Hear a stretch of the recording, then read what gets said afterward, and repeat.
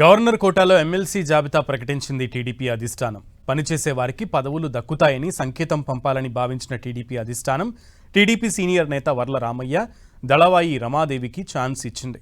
ఇక ప్రస్తుతం TDP polit bureau సభ్యుడిగా ఉన్న వర్ల రామయ్యకు ఎస్సీ కోటాలో మండలిలో ప్రాతినిధ్యం దక్కింది.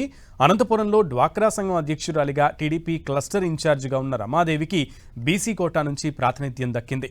ఎమ్మెల్సీగా తమకు అవకాశం ఇచ్చిన సీఎం చంద్రబాబుకు, మంత్రి లోకేష్కు వర్ల రామయ్య, దళవాయి రమాదేవి కృతజ్ఞతలు తెలిపారు.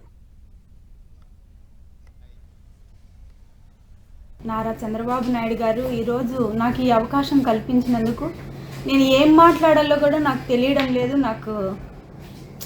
సార్ ఈ అవకాశం నాకు దక్కుతుందని నేను అసలు అనుకోలేదు.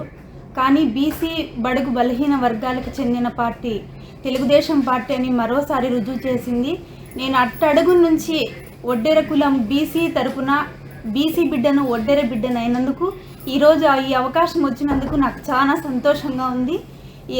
ఈ అవకాశం కల్పించిన నారా చంద్రబాబు నాయుడు గారికి, ఐటీ విద్యాశాఖ మంత్రి వర్యులు నారా లోకేష్ అన్న గారికి కృతజ్ఞతలు తెలుపుకుంటున్నాను.